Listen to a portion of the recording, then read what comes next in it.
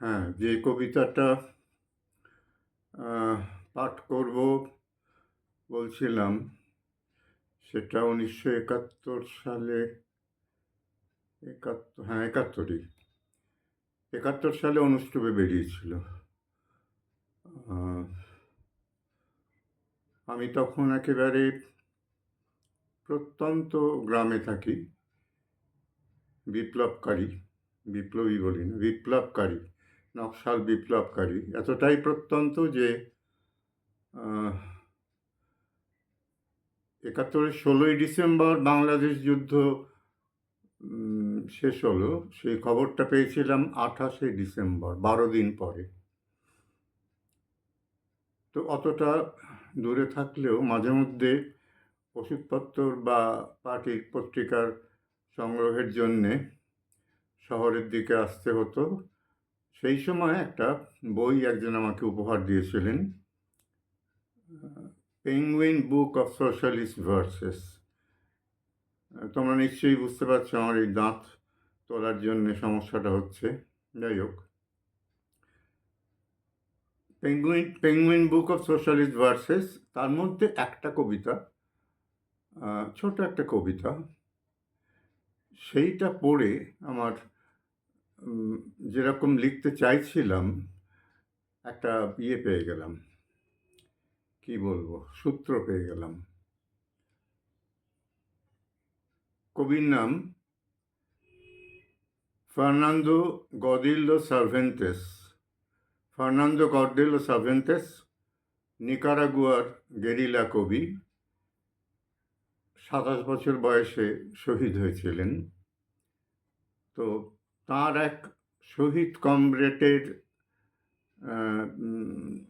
স্মৃতিতে, মানে সেই কমরেডের স্মৃতির উদ্দেশ্যে তিনি এই কবিতাটা লিখেছিলেন। বলা বাহুল্য হিসপানিতে লেখা, মানে স্প্যানিশে লেখা। ইংরাজি অনুবাদ কে করেছিল সেটা আমার এখন আর মনে নেই। কবিতাটার নাম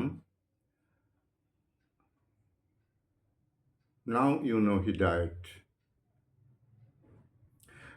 now you know he died, and you know where your brother's grave is, and you know he had no burial.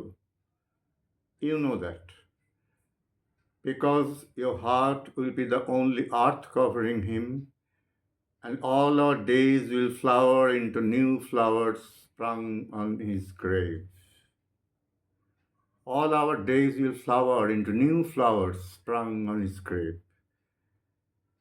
এটা দাড়ি কমা সমেত আমার মনে আছে। কিছুদিন আগে আমার বন্ধু বলল ওর স্ত্রীর কাছে ওই বইটা আছে, আর আমি টাইপ করে পাঠাচ্ছি, দেখতো। তো বন্ধুটি বলল, নন্দন ওর নাম, ওর বউ হচ্ছে প্রতিভা। প্রতিভা আমার কাছে কিছুদিন রবীন্দ্রসঙ্গীত শিখেছে। প্রতিভা দেখে বলল যে হ্যাঁ, তুবিদা যেভাবে টাইপ করেছে একদম একদম ঠিক আছে। অসুবিধার কথা না, কারণ ছোট্ট কবিতা, কিন্তু ছোট্ট হলেও সেটা তো পড়েছিলাম 71 সালে। তো সেইটা পড়ে আমি যেটা লিখেছিলাম সেটা আমি আর একটা ভিডিওতে দিচ্ছি, কারণ নাহলে হয়তো যাবে না একসঙ্গে। আচ্ছা, যদি না যায় তাহলে বরং আলাদা ভিডিও করব, এটাতেই করে দিই। আমি লিখেছিলাম,